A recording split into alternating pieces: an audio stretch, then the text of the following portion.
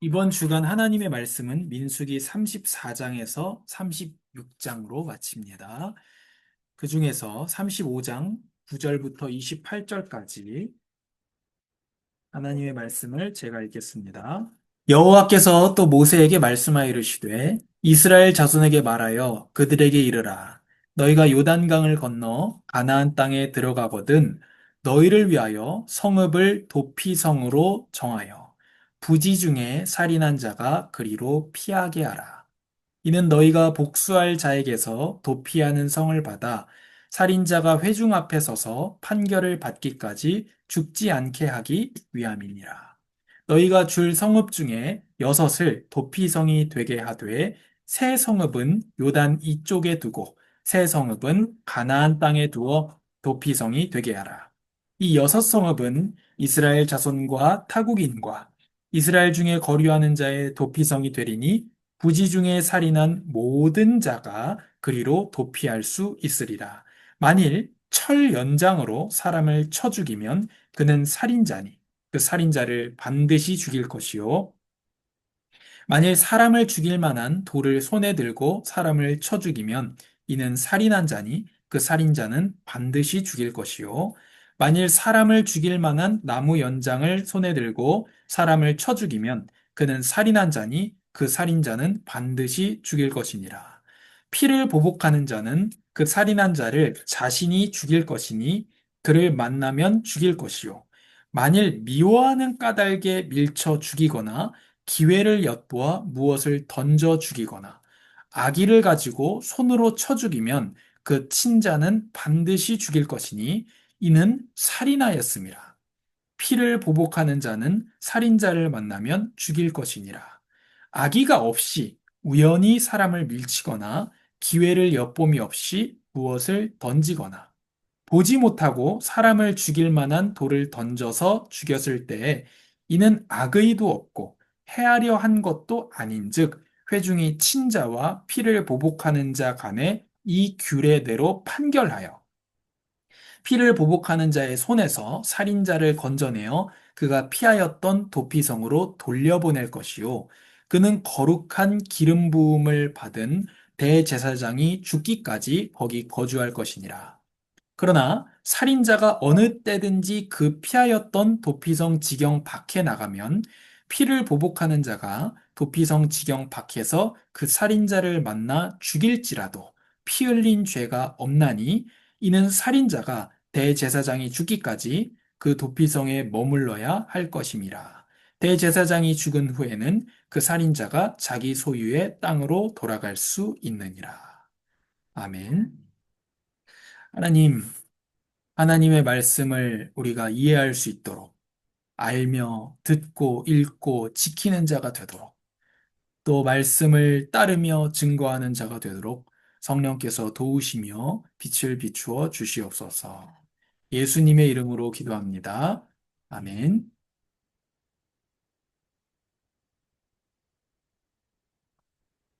어, 지난주에 굉장히 나라에 큰 사건이 있었습니다.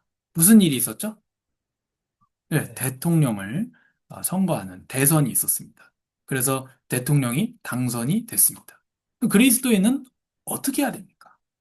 그리스도인은 모든 권력과 권위가 하나님께로부터 왔음을 인정하는 겁니다. 그래서 누가 됐어도 그 사람을 위해서 기도해주고, 왜 기도해줍니까?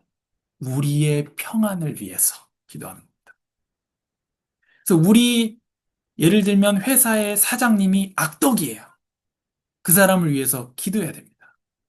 어떻게요? 잘 되게. 죽도록 기도하는 게 아니고 잘 되게 기도해야 됩니다. 왜요? 우리의 평안을 위해서. 그렇겠죠. 악한 사람이 일이 잘 안 풀리면 어떻게 하겠습니까? 더 괴롭힙니다. 그래서 우리를 위해서 기도하라. 바울이 그렇게 얘기한 겁니다. 또 이스라엘 백성이 바벨론의 포로로 끌려갈 때에도 그들을 위해서 기도해라. 왜? 너희가 그 속에서 사니까. 너희가 그 속에서 사는데 그들이 망하면 어떻게 되겠어요? 같이 망하기 때문에. 그 우리의 평안한 신앙생활을 위해서 우리의 지도자라든지 사장님이라든지 이런 사람들을 위해서 기도해야 됩니다. 그래서 우리가 하나님 앞에 교회가 서고 온전하게 살아갈 수 있도록 그를 위해서 아, 우리 지도자를 위해서 대통령을 위해서도 기도해야 됩니다. 나라를 위해서 기도해야 됩니다. 언제까지 기도하고 지지해야 됩니까? 그 사람이 교회에 심각한 피해를 입히기 전까지는 지지합니다. 입히게 되면 어떻게 됩니까? 몰아내야 됩니다. 거기까지의 우리의 할 일이 있는 거죠. 그래서 교회에 심각한 피해를 초래하기 전까지는 우리가 그 사람을 위해서 기도하고 지지해 준다. 이렇게 생각하시면 됩니다.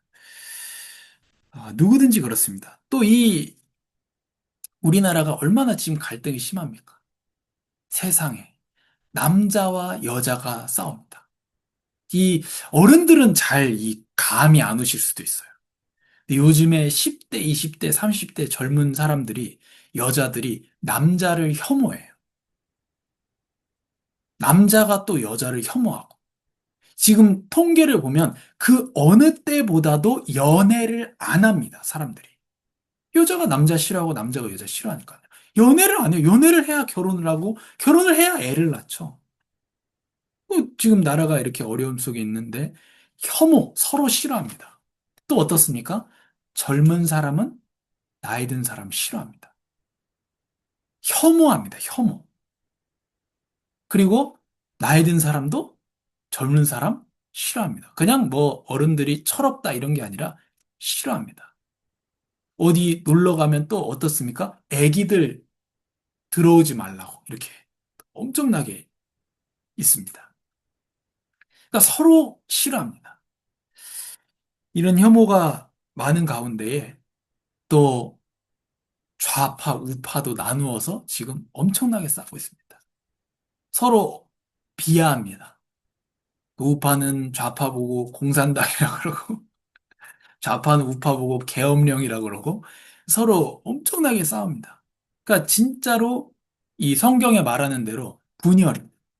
근데 그 말씀을 처음 들었을 때, 저 분열에 대한 말씀을 들었을 때, 지금도 분열하고 있는데, 근데 지금 10년, 20년 지나서 더 심한 거죠. 남자가 여자를 싫어요. 이 이상한 세기 시대가 됐다니까. 나이 든 사람이 싫어하고, 자기 부모도 싫어하고, 자기 자식도 죽이고, 그런 시대입니다. 지금, 민주당에서 하는 거는 주로 분배를 하려고 합니다. 그런데, 어, 우파라고 해서 분배를 안 하는 건 아닙니다. 그렇죠? 분배를 다 합니다. 단지 뭐의 차이가 있습니까? 정도의 차이가 있습니다. 더 많이 분배할 것이냐, 아니면 나라를 성장하게 하는데 더 신경을 많이 쓸 것이냐. 요 차이지, 결국은 비슷합니다. 그 비율의 차이입니다. 근데, 공정한 분배가 가능할까요? 공정한 분배, 성경에서 또 어떤 그 좌파 목사님들은 그렇습니다. 지금 당선된 이재명 대통령이 예수님을 닮았대요. 나눠주니까. 제가 진짜로 이 주로 세 명이 나왔잖아요. 대선에 세 명이었잖아요. 그 셋 중에 예수님 닮은 사람은 아무도 없어요. 예수님을 안 만나셨나 보지, 그 목사님. 제가 볼 때 그 목사님은 예수님을 안 만나봤어. 안 만나봤을지. 무슨 정치인이 예수님을 닮습니까? 안 닮았지. 근데 그 사람 얘기하는 게 뭐예요? 성경의 사도행전에도 그렇고, 지금 오늘 읽었던 데도 그렇고, 오늘 본문 아닙니다만, 34장이나 이런 데를 보면, 공정한 분배가 나와요. 그런데 이제 분배를 하니까, 아, 성경에 분배가 나오지 않느냐. 그래서 이 민주당이야말로 성경을 따르는 당이다. 이렇게 얘기하는 겁니다. 근데 성경의 분배는 어떤 분배입니까? 자발적인 분배였습니다. 세금을 걷어서 하는 분배는 아니었습니다. 그래서 하나님께서 이스라엘이 유산으로 받을 땅의 경계를 정해 주십니다. 그게 34장의 내용입니다. 민수기 34장. 그 대표자들은 제비 뽑기를 통해서 땅을 나눕니다. 그 어떻게 됩니까? 공정한 분배가 됩니다. 성경에 나오는 분배는요, 자발적이면서도 공정한 분배입니다. 그래서 공산주의하고는 다릅니다. 또 자본주의하고도 완전 일치하지는 않습니다. 공산주의보다는 자본주의에 가깝긴 하겠지만 사유재산이 인정이 되니까 성경에서는 어쨌든 완전히 자본주의와 일치한다. 그렇진 않습니다. 자본주의도 다 안 좋은 점이 있지 않습니까? 근데 오늘 땅의 분배는 그리스도 안에서 영원한 기업의 분배를 예표하는 겁니다. 그리스도 안에서 그분이 원하시는 의도대로 모든 일을 행하시는 분의 계획을 따라 우리가 예정함을 입어서 유업을 얻었다. 유일한 자격이 있는 아들, 하나님의 아들, 독생자 예수 그리스도를 통해서 우리가 하나님의 자녀로 입양되었습니다. 자녀로 받아들여져서 상속 유업을 받게 됐습니다. 유업은 무엇입니까? 유업은 죽음으로써 효력이 발휘하는 겁니다. 그래서 예수님의 죽음을 통해서 우리가 그 아름다운 하나님의 나라를 물려받을 자격자들이 되는 겁니다. 그래서 예수님께서 우리를 상속자이기 때문에 우리를 형제라고 부르는 것을 부끄러워하지 않으셨다. 이렇게 말씀하셨습니다. 그래서 빛 가운데 있는 성도의 유업의 몫을 받기에 합당한 자격을 여러분에게 주신 아버지께 감사하게 되기를 바랍니다. 아멘. 그래서 성도의 유업의 몫을 받기 합당한 자격을 아버지께서 우리에게 주셨습니다. 그래서 우리가 거기에 감사하는 겁니다. 그것을 분배하는 겁니다. 우리 삶에서는 어떻습니까? 하나님께서 이스라엘의 땅을 그려주신다니까요. 세계 지도에다가. 너희의 북쪽은 이쪽 강에서부터 이쪽까지, 대해까지 이을 거야. 너희의 그 동쪽 변은 여기서부터 여기까지 할 거야. 밑에는 여기부터 할 거야. 서쪽은 대해, 바다가 될 거야. 그러니까 이스라엘의 딱 지도를 하나님께서 가위 오리듯이 이렇게 그려주십니다. 그리고 그 안에서 공정한 분배를 하십니다. 그리고 하나님의 말씀 중에서 경계표를 옮기지 말라. 이런 말씀이 있습니다. 무엇입니까? 하나님이 정하신 곳을 벗어나지 말라는 것. 어떻게 우리가 이해할 수 있겠습니까? 하나님이 주신 것으로 인해 만족하라는 겁니다. 사람이 욕심이 끝이 없습니다. 내가 마음이 다 차면 그때부터 나누겠다. 그러면 아무도 나누지 않습니다. 그렇죠? 누구만 나눕니까? 만족하는 사람만 나눌 수 있습니다. 우리는 어떻게 하고 있습니까? 우리는 나누고 있잖아요. 여기 계신 분들은 다 나누고 있는 사람들입니다. 그 헌금 하시잖아요. 헌금도 나눔입니다. 나눔에 사용되고 있죠. 우리 태국의 서테세스에게도 보내고 있죠. 컴패션을 통해서. 또 우리 삶 속에서도 서로 간에 또 믿지 않는 자에게도 우리가 나누고 있습니다. 왜 나눌 수 있습니까? 만족하니까요. 어디에요? 하나님이 내게 주신 것에 만족하니까요. 자발적 분배가 가능합니까? 자, 보세요. 자, 가능한지 한번 생각해 보세요. 이제부터 세금을 다 없애요. 세금 없어요. 나라에 세금 없습니다. 세금 다 없애고, 어떻게 하느냐? 여러분 주변에 어려운 사람 자발적으로 도와주세요. 어떻게 될까요? 그러면 굶어 죽는 사람 굉장히 많이 생기겠죠, 우리나라에. 그렇죠? 근데 이 자발적 분배가 가능하려면 경계에 대한 만족이 있어야만 자발적인 분배가 가능한 겁니다. 그래서 내가 그리스도 안에서 하나님께 받은 몫이 어떤 것인가? 거기에 대한 만족이 있을 때 우리는 자발적이고 공정한 분배를 할 수 있습니다. 그래서 우리의 삶에도 자발적이고 공정한 분배가 있어야 됩니다. 언제 가능합니까? 하나님이 주신 경계에 만족할 때. 하나님 주신 지경에 만족할 때에 가능합니다. 또 하나님 나라, 내가 속한 곳은 하나님 나라가 내가 속한 곳이다. 그 만족이 있을 때 우리가 공정하고 자발적인 분배가 가능합니다. 두 번째로 나는 도망할 곳이 있나? 입니다. 그래서 레위 지파를 위한 기업입니다. 먼저 도피성 이전에. 하나님은 이스라엘 각 지파들이 기업이 없는 레위 지파를 위해 성과 목초지를 떼어주게 하셨습니다. 여기 중요한 원리가 있습니다. 많이 가진 자가, 지파가 많이 주도록 했습니다. 그러니까 이 공산주의하고는 다른 겁니다. 자발적이라는 점에서요. 공산주의는 자발적이지 않잖아요. 그 지주들을 다 잡아가지고 다 분배해 주는 거 아닙니까? 또 자본주의랑은 다릅니다. 뭐죠? 사람에게 그냥 맡기는 게 아니라 공정한 분배가 됩니다. 그래서 성경의 분배는 자발적이라는 점에서 공산주의하고 다르고 공정하다는 점에서 자본주의하고도 다릅니다. 근데 이게 우리의 실생활에서 불가능하죠.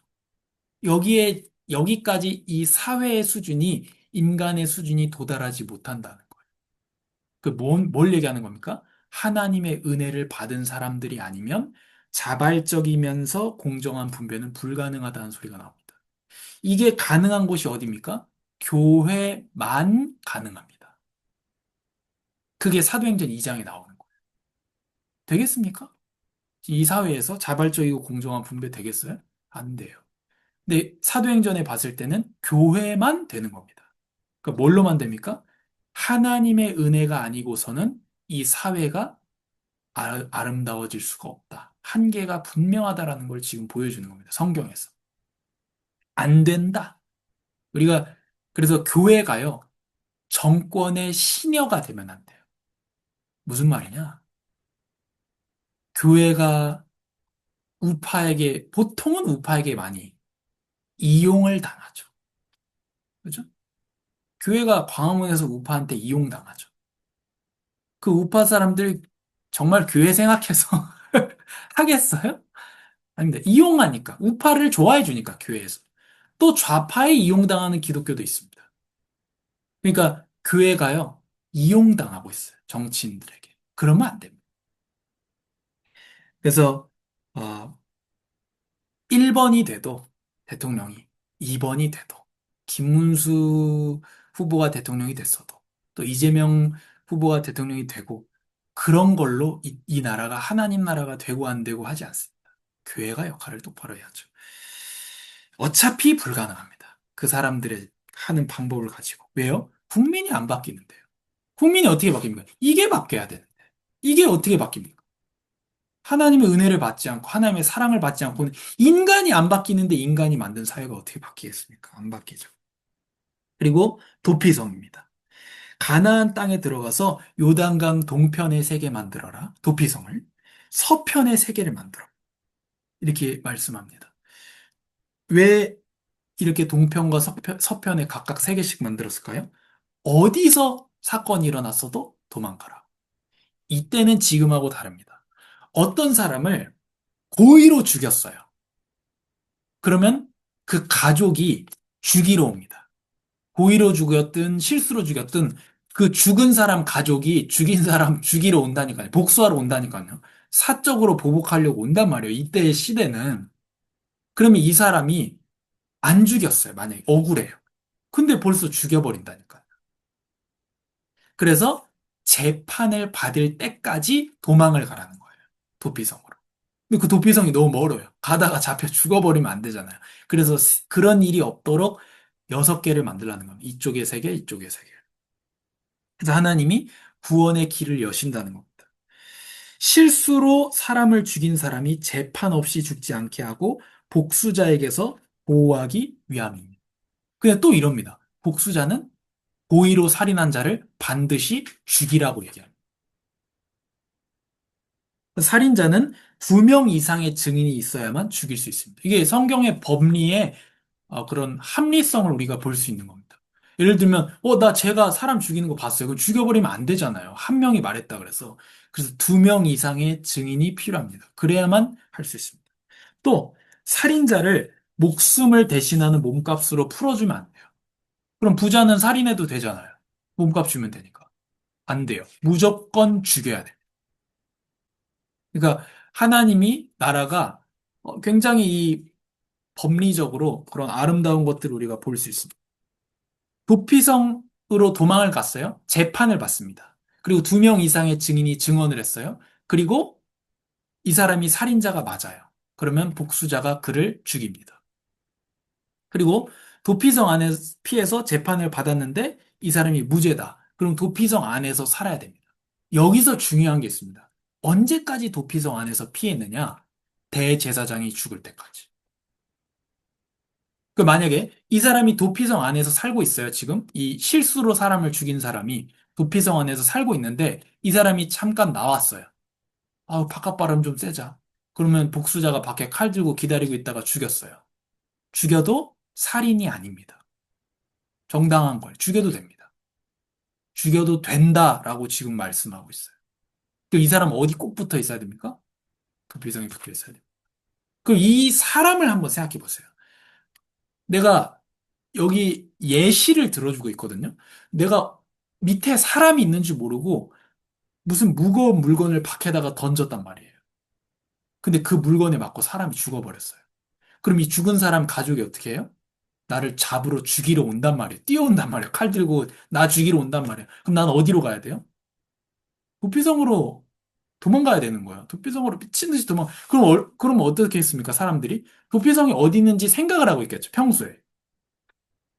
늘 그리스도를 상징하는, 구원을 상징하는, 죄로부터의 보호, 형벌에서부터의 보호를 상징하는 도피성을 늘 생각한단 말이에요. 그러고 있다가 내가 실수로 사람을 죽이게 됐을 때 거기로 달려가는 겁니다. 왜죠? 나 죽이러 쫓아온단 말이에요. 그리고 거기서 나가면 어떻게 됩니까? 죽을 수 있단 말이에요. 그럼 어떻게 하겠어요? 도피성에? 꼭 붙어 있어야 되겠죠. 그리스도께 꼭 붙어 있어야 되는 것을 말하는 거예요. 그런데 이 사람이 그러면 자기 고향을 떠나왔죠. 가족들도 다 떠나왔죠. 목숨을 건지기 위해서. 근데 이 사람이 자기 고향으로 돌아갈 수 있는 때가 와요. 이 복수하는 사람이 자기를 못 죽여요. 도피성 밖에 나가도. 언제입니까? 대제사장이 죽으면. 이게 정말로 신기하고도 아주 재밌는 점이에요. 대제사장의 죽음하고 무슨 상관이 있어요? 대제사장이 죽으면 이 사람이 도피성에서 나와도 복수하는 사람이 죽이면 안 돼요. 살인이 돼버려요. 뭡니까? 대제사장의 죽음. 예수님의 죽음으로 완전히 죄에서, 죄로 인한 형벌에서 자유하게 되는 것을 말하는 거예요. 왜 대제사장의 죽음이겠어요? 이게 바로 예수님을 얘기하는 겁니다. 진리를 알지니 진리가 너희를 자유하게 하리라. 죄로부터, 이 죄의 형벌로부터 유일하게 해방을 얻는 길은 예수 그리스도의 죽음으로, 대신하는 죽음으로만 가능함을 지금 말씀하고 있습니다. 아버지께서 내게 주신 사람들은 모두 다 내게 올 것이요. 또 내게로 나오는 사람은 내가 결코 내쫓지 않을 것이다. 아멘. 나를 보내신 분의 뜻은 그분이 내게 주신 모든 사람들 중 한 사람도 잃지 않고 마지막 날에 그들을 다시 살리는 것이다. 내 아버지의 뜻은 아들을 보고 믿는 사람마다 영생을 얻게 하시는 것이니 내가 마지막 날에 그들을 다시 살릴 것이다. 그 예수님은 대제사장이 되십니다. 그러므로 자기를 힘입어 하나님께 나아가는 자들을 온전히 구원하실 수 있으니 이는 그가 항상 살아계셔서 그들을 위하여 간구하십니다. 사람 대제사장은 죽어서 또 세우고 죽으면 또 세우고 해서 숫자가 계속 늘어나지만 예수님은 항상 살아계시는 영원한 대제사장으로서 우리를 위해서 기도해 주십니다. 모세가 우리를 위해서 기도했던 것처럼 하나님의 영광을 위해서 우리를 보전해 달라고 아버지께 기도하십니다. 그리고 그 눈물과 통곡의 기도가 아버지께 들음이 되었다 이렇게 말씀하고 있습니다. 그러나 그리스도께서는 죄에 대해 단번에 영원한 제사를 드리시고 제 대제사장의 죽음으로 도피성에서도 나와도 죽지 않는 것처럼 하나님 오른편에 앉으셨습니다. 자기의 피로 그 영원한 제사를 드리셨다고 히브리서에 말씀합니다. 자기의 피로 영원한 속죄를 이루사 단번에 성소에 들어가셨느니라. 그렇습니다. 그래서 우리가 죄와 형벌, 우리 삶의 어려움, 그것도 맞지만 죄와 형벌에서 벗어날 길이 어디에 있습니까? 예수 그리스도 안에만 있습니다. 영원한 대제사장. 그 자신을 들여서. 그래서 히브리서에 이렇게 말합니다. 지금까지 그 예수 그리스도를 얘기하는 많은 양과 소를 잡아서 드렸지만 아버지께서는 나를 위해서 양과 소를 통한 방법이 아니라 한 몸을 준비하셨다. 그 예수님의 몸을 얘기하는 거. 그것으로 단번에 영원한 속죄를 이루셨다. 히브리서에 얼마나 여러 번 얘기하는지 몰라요. 단번에 영원한 속죄를 이루셨다. 양과 소는 소 떼가 필요하고 양 떼가 필요하지만 한 번의 제사, 영원한 대제사장에 자기의 죽음으로 해방을 얻게 하셨습니다.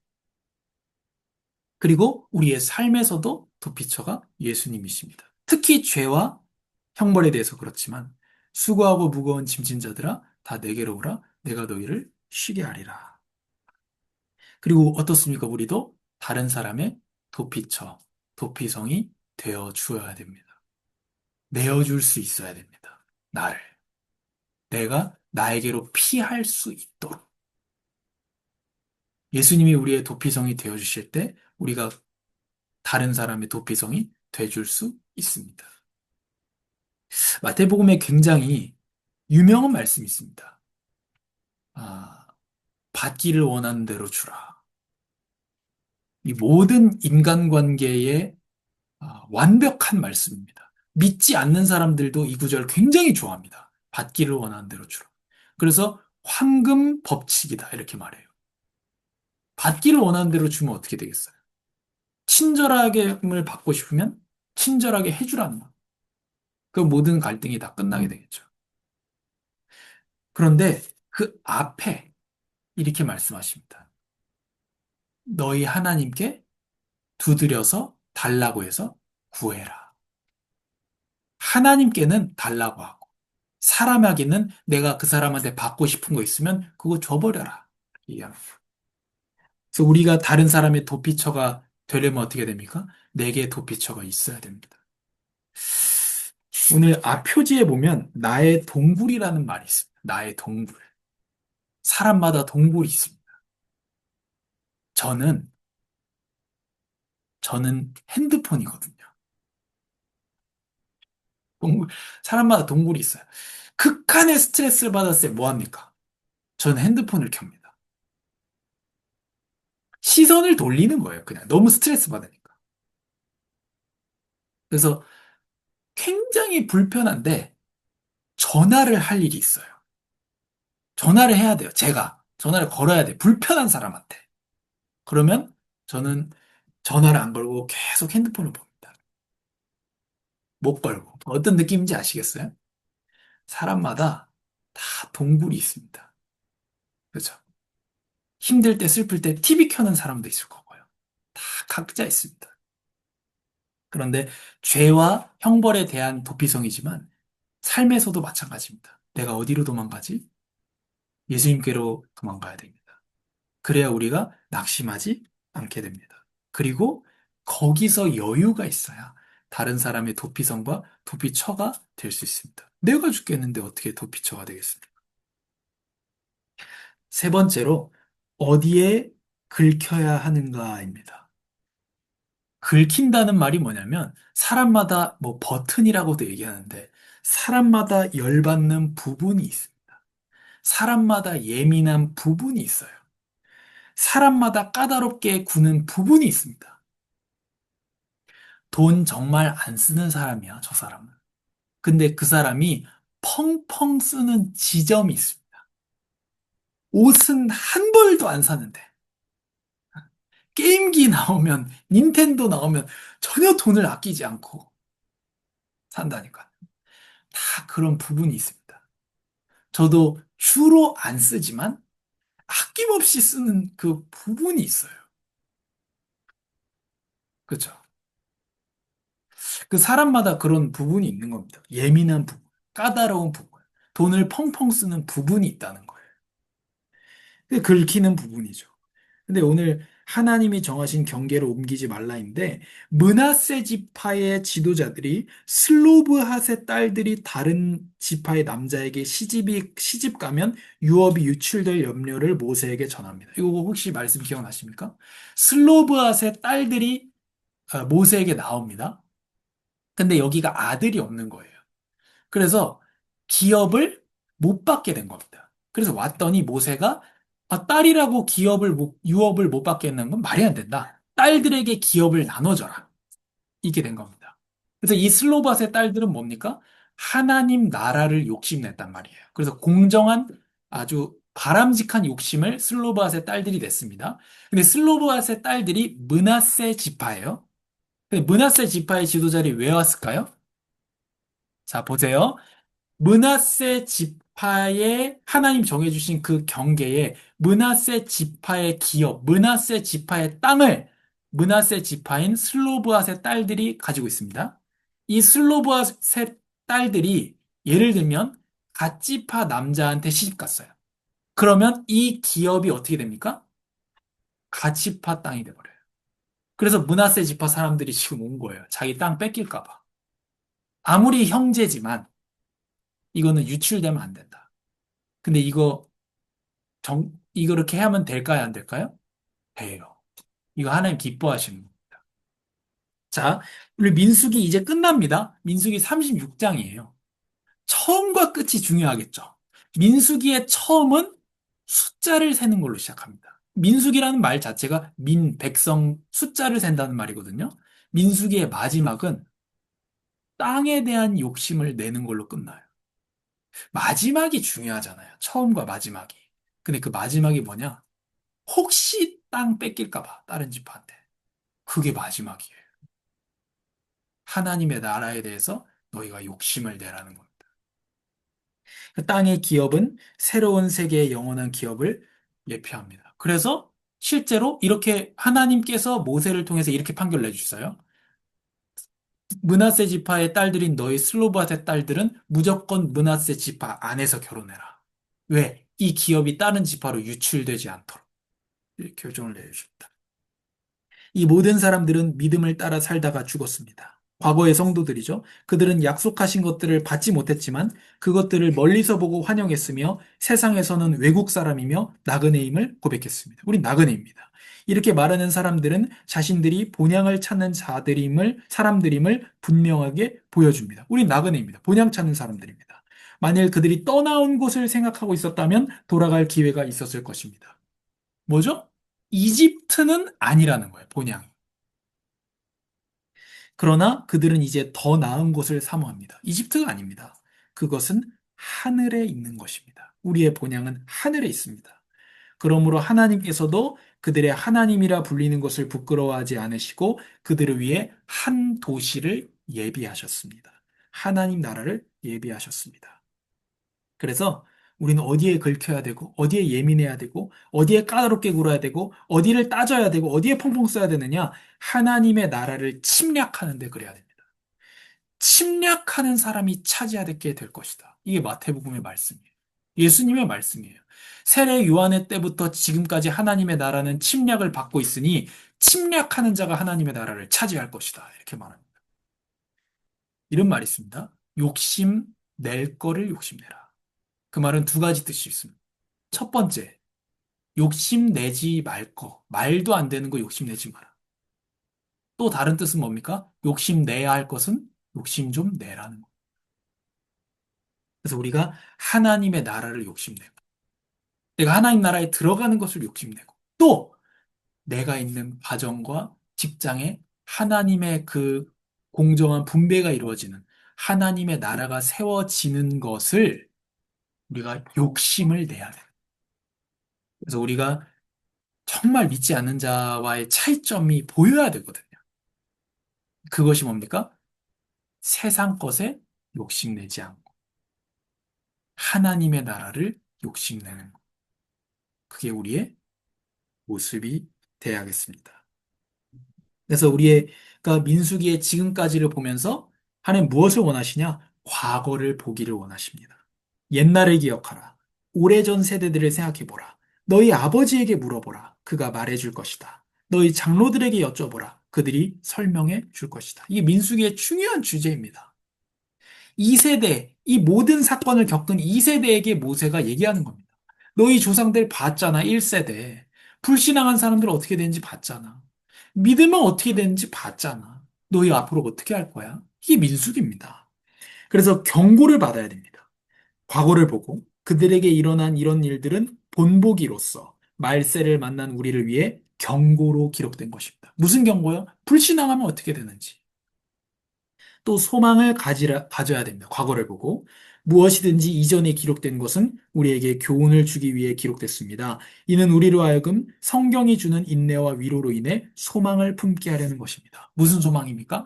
아무리 강한 적이 있다고 할지라도 하나님의 약속은 이루어진다는 소망이에요. 하나님의 나라를 약속된 자에게 주신다. 예정된 자에게 하나님의 나라를 주신다는 소망. 그래서 그 과거를 보고 옛날을 보고 경고를 받으며 소망을 가지는. 그래서 진짜 욕심낼 것을 욕심내고 예수 그리스도께로 날마다 도피하는 하나님 원하신 우리 한 주간의 삶이 되기를 바랍니다. 하나님 감사합니다. 우리 아름다운 교회가 정치인들의 정치꾼들의 이용당하지 않게 하시고 이제는 하나님 나라를 위해서 힘쓰는 자들이 되게 하여 주시옵소서.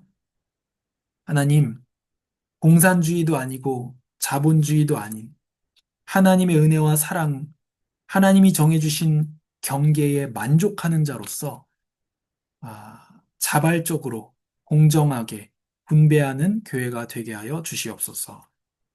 하나님, 예수님께로 우리가 날마다 피하게 하시고 예수님께 붙어 있게 하셔서 우리가 모든 죄와 형벌로부터 자유함을 얻게 하시고 하나님, 우리의 삶의 어려움 속에서도 예수님께로 도피함으로 우리가 자유를 얻으며 또 그 여유를 가지고 다른 사람의 도피처가 되어주게 하여 주시옵소서.